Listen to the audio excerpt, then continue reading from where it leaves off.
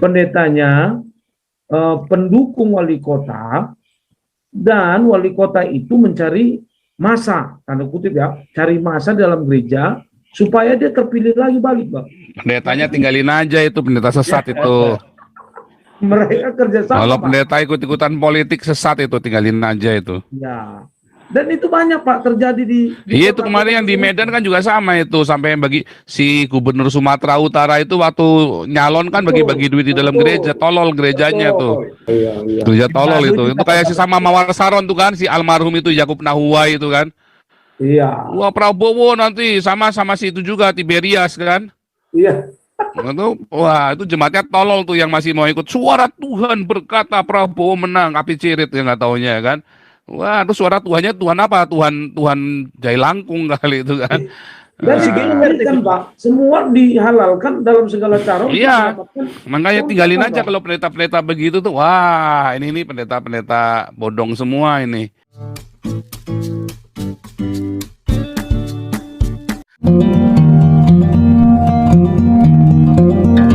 Nah, Pak Robert silakan. Shalom Pak Pol. Shalom Pak Robert. Ya, selamat tahun baru untuk Selamat tahun baru Pak Robert. dan selamat malam di Indonesia. Terima kasih atas kesempatannya Pak Pol. Dan ini sangat penting kali ini kita bicara soal ya lingkungan gereja. Karena ya memang betul kita harus melihat fakta di mana banyak sekarang hamba-hamba Tuhan yang bukan lagi fokus kepada pelayanan itu sendiri. Banyak di antara mereka, ini tidak menuduh Pak ya, tapi ini fakta. Banyak di antaranya yaitu menjadi pendeta itu adalah profesi. Jadi gereja mana yang banyak jemaatnya dan siapa yang berani membayar lebih tinggi, sehingga itulah yang terjadi di dalam mungkin paham-paham kemakmuran, sehingga ya kita bisa melihat bahwa jemaat-jemaatnya juga tidak banyak untuk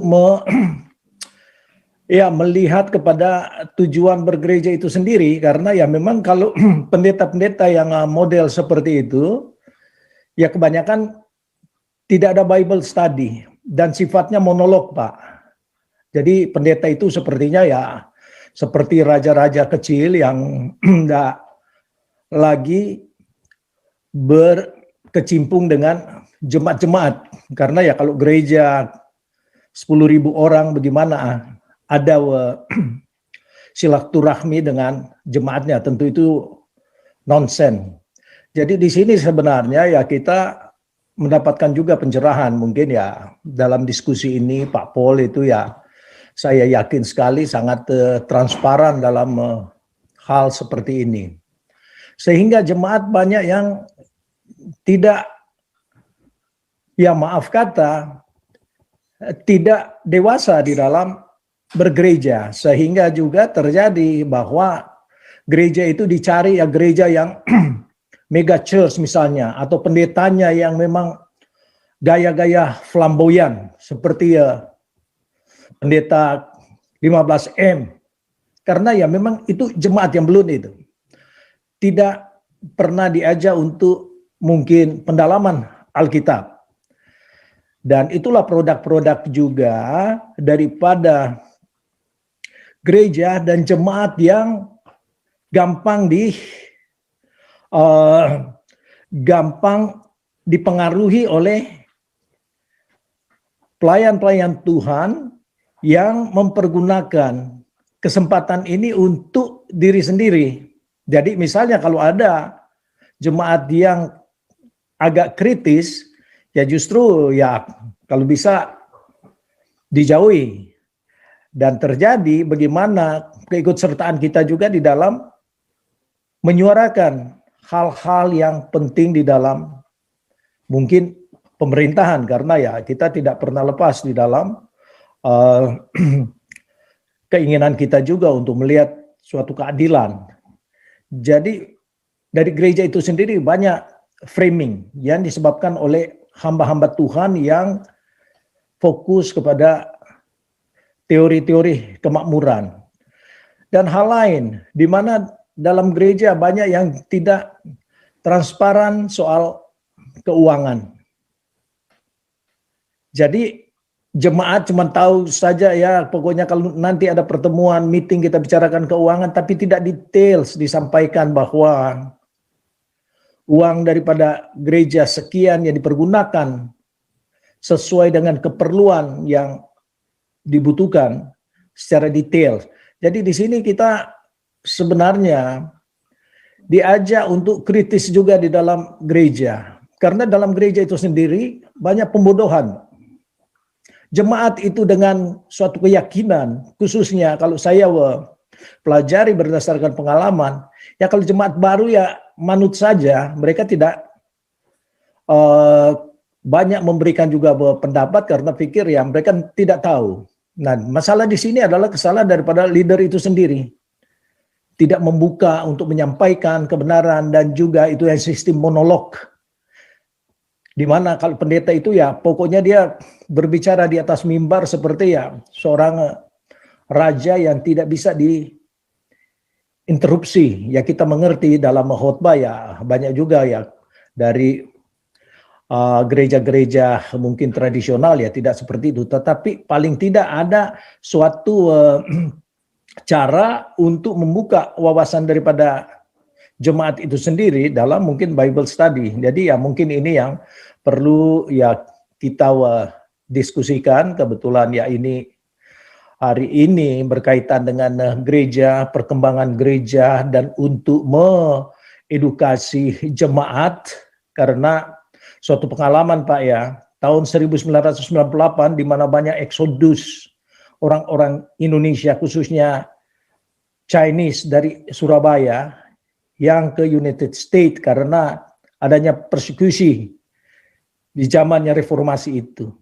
Dan pada waktu mereka sampai di Amerika, ya masuk gereja-gereja yang model-model pendeta yang ya maaf kata, ya mungkin juga cuma karena kursus 3 bulan, udah pinter untuk membawakan lagu-lagu testimoni, dijadikan, dinobatkan jadi pendeta.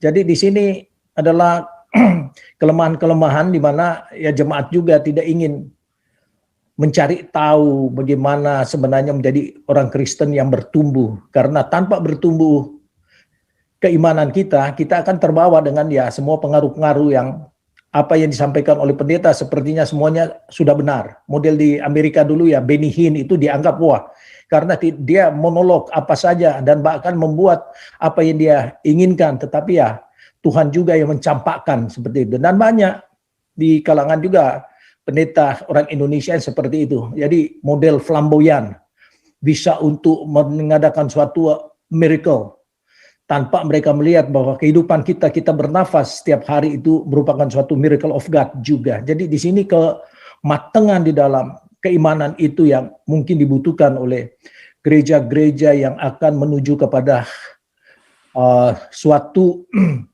pengalaman yang kita transparan dan kita juga berani menyuarakan berdasarkan kebenaran. Jadi mungkin di sini aja dulu Pak. Terima kasih.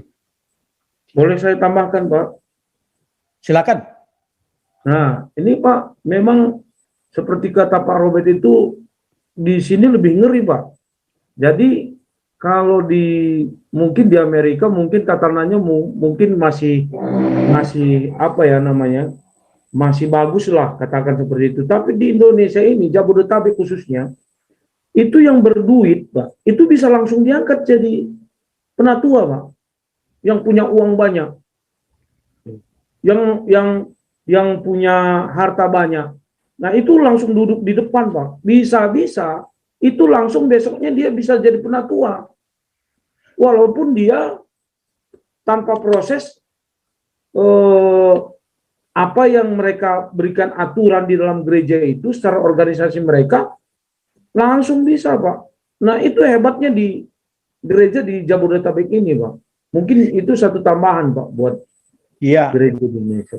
Begini Pak, jadi kita kembali kepada beberapa kali saya kemukakan di mana banyak juga pendeta-pendeta yang melarang kalau ada jemaat yang ikut serta, misalnya di dalam kita gubrak-gubrak di channelnya Pak Paul, karena itu dia bilang kan itu politik. Padahal apa yang dijelaskan tadi, di mana para pendeta yang seperti itu melakukan political practice di dalam jemaat pada gerejanya. Jadi sangat ironi kan, karena dengan pengangkatan orang-orang yang dia pilih karena punya uang atau punya jabatan atau pengetahuan IT ataupun terpandang dalam sosial masyarakat, jadi status sosial, itu yang mereka kejar. Sehingga dikala ada jemaat yang miskin minta untuk didoakan, dia kirim salah satu penatua ataupun majelis, dia tidak datang karena pikir itu keluarga miskin. Ini banyak fakta, Pak. Jadi di sini sebenarnya yang harus diberikan pengetahuan atau pendidikan pada jemaat itu sendiri. Jangan, harus hati-hati juga untuk melihat para hamba Tuhan. Dan ada lagi pendeta yang baru, misalnya ada peninggalan daripada orang tua atau kakek mereka yang sudah berusaha membesarkan gereja.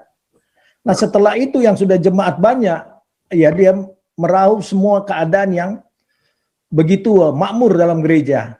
Tapi dikala diminta untuk ada penghormatan juga kepada founding father yang membesarkan gereja ini, dia bilang itu sudah peraturan lama, itu tidak perlu lagi, bukan soal seperti itu. Tetapi kita juga kan punya etika bernegara, ada etika bergereja, bahkan berpergaulan ada etikanya. Jadi kalau kita tidak melihat lagi etika seperti ini, hanya menuju kepada mencari bisnis dalam gereja, nah itu yang terjadi. Jadi soal politik itu justru yang berbahaya adalah hamba-hamba Tuhan yang mempergunakan politik praktis di dalam gereja, seperti yang jelaskan tadi. Karena orang kaya diangkat, dan itu juga terjadi dalam pengaruh dalam pemerintahan mereka. Sehingga seorang gubernur kalau di dalam kantong-kantong Kristen, pendekatan secara luar biasa. Adapun program gereja bisa ditinggalkan dengan keinginan-keinginan supaya ada orientasi politik, orientasi jabatan. Jadi di sini yang harus paradigma ini harus kita dobrak, dan cakrawala orang-orang percaya itu harus dirubah. Jadi kita itu diberi kecerdasan. Jangan lagi kita kembali kepada 80 tahun lalu yang mungkin orang tua kita juga yang tidak berani memberikan suatu pandangan. Sekarang semua itu terbuka. Jadi kalau kita melihat gereja-gereja seperti itu, ya patut kita untuk mengkritisi. Begitu juga kan dalam pemerintahan. Pemerintah tidak adil, kita kritisi. Tapi yang paling penting adalah di kalangan orang-orang gereja sendiri, supaya tidak saling menuduh bahwa kalau kita menyuarakan sesuatu yang ini, kita justru dicemooh. Saya ingat sekali waktu saya di New York, kita memperjuangkan suatu tuntutan pada waktu itu Presiden Megawati. Kita menanyakan bagaimana keadaan di Indonesia, karena Hamzah Has itu dia anti dengan kekristenan. Yang justru menentang kita setelah dalam pertemuan itu orang-orang Kristen sendiri dalam organisasi yang ada. Jadi disinilah orang-orang cari muka dan orientasi ke pemerintah. Kalau kita tidak perlu untuk seperti itu, karena pemerintah itu adalah public servant atau pelayan masyarakat, bukan penguasa. Jadi di sini yang harus diberi edukasi terhadap jemaat-jemaat, takut kepada pemerintah. Ya, kita takut kalau kita bersalah, karena mereka diberikan suatu kuasa untuk mengadili yang benar. Tapi kalau mereka nggak benar, ya kita ada hak untuk itu, karena mereka terpilih atas rakyat dan mereka adalah pelayan masyarakat. Jadi harus dibedakan. Begitu juga pendeta dan para petinggi di gereja. Mereka itu melayani jemaat. Hak tertinggi di dalam suatu konstitusi gereja adalah jemaat itu sendiri. Begitu di dalam suatu negara. Yang tertinggi adalah rakyat. Jadi nggak usah takut untuk menyuruh asal benar. Tapi kalau kita makar, ya kita juga harus tahu diri. Nggak boleh seperti itu kan. Kita orang Kristen diajar untuk kasih. tapi hak-hak yang benar, keadilan harus diterobos. Jadi mungkin itu Pak. Terima kasih. Jadi menurut Pak Robert gimana nih yang ada di Jabodetabek ini, pendetanya pendukung wali kota, dan wali kota itu mencari massa, tanda kutip ya, cari massa dalam gereja supaya dia terpilih lagi balik, Bang. Pendetanya tinggalin aja, itu pendeta sesat itu. Mereka kerjasama. Kalau Pak. pendeta ikut-ikutan politik sesat itu, tinggalin aja itu. Ya. Dan itu banyak Pak terjadi di Iya, itu kemarin yang di Medan kan juga sama itu, sampai yang bagi si gubernur Sumatera Utara itu waktu nyalon kan bagi-bagi duit di dalam gereja, tolol gerejanya tuh. Iya. Gereja tolol itu kayak si sama Mawar Saron tuh kan, si almarhum itu Yakub Nahua itu kan. Iya. Wah, Prabowo nanti sama si itu juga Tiberias kan. Iya. Wah, itu jemaatnya tolol tuh yang masih mau ikut. Suara Tuhan berkata Prabowo menang, api cirit yang nggak taunya kan. Wah, itu suara Tuhannya Tuhan apa? Tuhan Jailangkung kali itu kan. Dan ini kan Pak, semua dihalalkan dalam segala cara. Iya, makanya tinggalin aja kalau pendeta-pendeta begitu tuh. Wah, ini pendeta-pendeta bodong semua ini, yang model-model begitu itu. Oh serius ya, itu gara-gara itu gereja bunuh-bunuhan loh. Betul Pak, betul. Ya, gereja mengalami masa-masa kegelapan gara-gara masuk dalam politik loh. Sejak tahun 300 kan, mulai kan. Betul. Tapi ya itu firman Tuhan begitu baik ya, begitu ajaib. Baru tahun 1200 itu mulai gereja mulai bunuh-bunuhan. Bertahan itu pun gara-gara perang salib asalnya kan. Betul. Tapi selama itu Tuhan masih jaga nggak bunuh-bunuhan. Tapi kalau gereja sudah masuk dalam politik, apalagi kemudian dia berkuasa, dia belagu nanti. Iya Pak. Itu pendeta-pendeta yang begitu mah pendeta sesat, ya kan? Jemaatnya tolol. Ya itu jemaatnya Mawar Saron sama Tiberias itu tolol-tolol itu, termasuk jemaatnya Gilbert itu kan. Ikut terjun dalam politik praktis, pendetanya terjun dalam politik praktis. Kamu siapapun, mau kamu jenderal polisi, jenderal TNI, emang gua pikirin kamu tolol pokoknya kalau jadi jemaatnya Gilbert, jadi jemaatnya Mawar Saron sama si GBI Mawar Saron sama jemaatnya si Tiberias. Kamu tolol aja pokoknya. Ya mau digoblokin sama pendetanya kan, pendeta tolol. Jemaatnya tolol, pendetanya penipu, jemaatnya tolol. Karena mereka punya kepentingan juga Pak di dalam. Iya, makanya karena si orang-orang ini juga ikut yang manas-manasin pendetanya juga. Jangan-jangan si pendetanya itu tadi, makanya. Itu kan istilahnya win-win solution Pak, sama dengan bisa jadi. Dapat uang dari adiknya Prabowo. Aduh. Iya kan, dapat uang dari adik Prabowo, bener. Dapat uang dari adik Prabowo itu kemarin kan, si Yakub Nahua ya kan. Menang, kadangnya kalah. Akhirnya mati juga ya. Tapi kan memang karena udah tua meninggalnya kan, karena udah tua. Nah itu makanya hati-hati ya, hati-hati. Karena mereka adalah gembala-gembala upahan.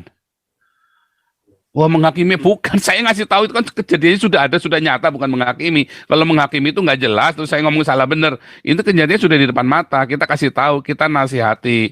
Jangan ikut pendeta-pendeta yang begitu. Contohnya itu saya tunjukkan orang-orangnya. Gitu, bukan menghakimi. Jangan sentuh biji mata pendeta Pak. Oh, jangan sentuh bijinya pendeta, gundulmu peyang. Bijinya pendeta, sentuh selentik sekalian bijinya kan. Bukan jangan sentuh lagi, selentik sekalian bijinya. Sadis ah. Pak Santi Amer lagi, silakan Pak Santi Amer. Seru dah pokoknya. Jangan selentik bijinya Pak Pendeta. Sakit. Sakit, mules. Bukan sakit Pak, mules.